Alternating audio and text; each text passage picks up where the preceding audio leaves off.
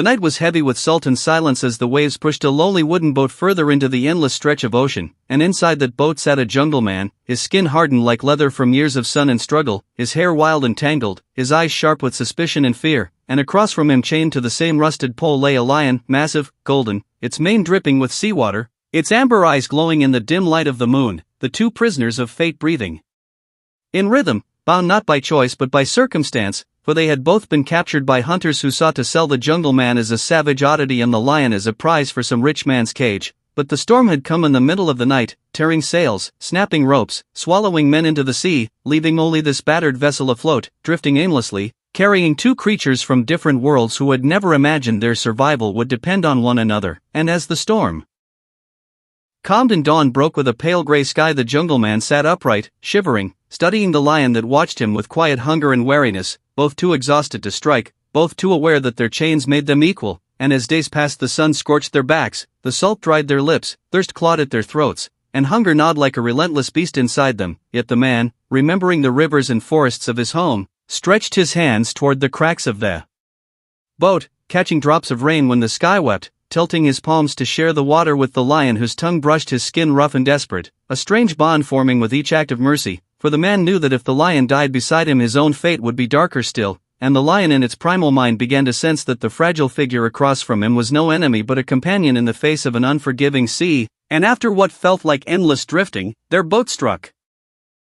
something hard, sending both of them crashing forward, chains clanging, and when the man lifted his head he saw the outline of an island rising from the mist, green and wild with jagged cliffs, thick forests, and birds circling above like guardians of a secret land, and hope surged through his veins though fear followed close behind, for he knew an island meant both life and new dangers, and with trembling hands he managed to pull the boat to shore, dragging it against the sand, collapsing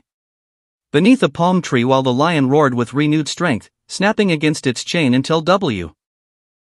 with a final twist of rusted metal the bond broke, the lion stumbling free yet not leaping upon the man, instead standing tall, mane glistening in the sunlight, eyes scanning the jungle as though declaring itself king of this new domain, and the man, breathing hard, rose to his feet, watching carefully, ready for betrayal yet strangely trusting, and together they stepped into the unknown, the man barefoot on the damp earth, the lion padding beside him, each cautious of the other but unwilling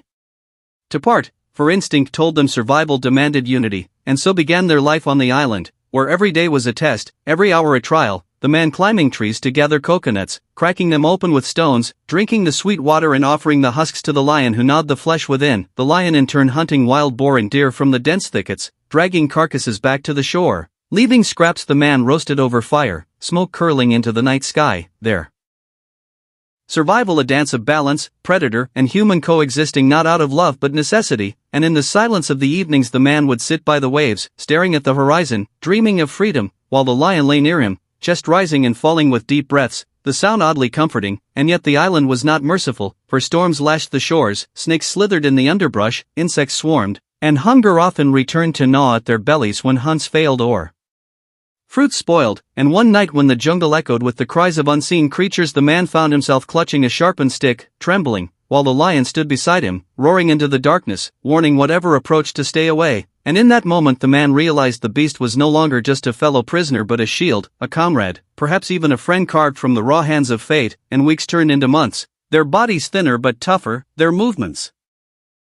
synchronized, man and lion crossing rivers together, climbing cliffs, enduring the biting insects, learning the rhythms of the island, and the man discovered caves hidden in the rocks where fresh water trickled, and the lion discovered hunting grounds deep in the valleys, and together they thrived in ways neither could have imagined, and yet deep in the man's heart burned the desire to escape, to return to the forests he once called home, while in the lion's heart there was only the will to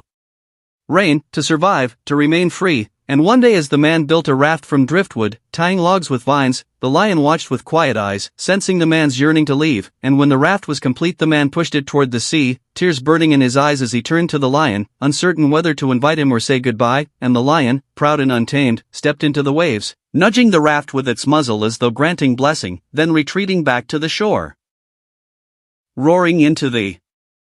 Roaring into the horizon, a sound both farewell and triumph, and the man climbed onto his fragile vessel, drifting away with the tide, his heart split between freedom and loss, knowing the island had given him a bond no words could ever capture, and as the distance grew the lion became a golden dot against the green, watching, waiting, ruler of its wild kingdom, and the jungle man, carried by the sea, whispered to himself that survival was never about strength alone but about the strange. Alliances forged when the world strips everything else away, and in that truth he found both sorrow and hope, the memory of the lion forever etched into his soul as the waves carried him toward whatever fate lay beyond.